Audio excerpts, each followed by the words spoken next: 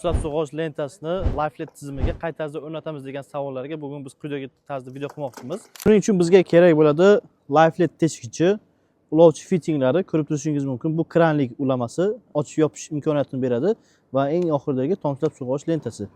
Hozir sizga batafsil ketma-ketlikda tushuntirib boramiz. Dastlab LifeLedni teshishdan boshlaymiz. Xuddi shunday tarzda teshiladi. Xuddi shunday qilib teshiladi. Ko'rib turishingiz mumkin.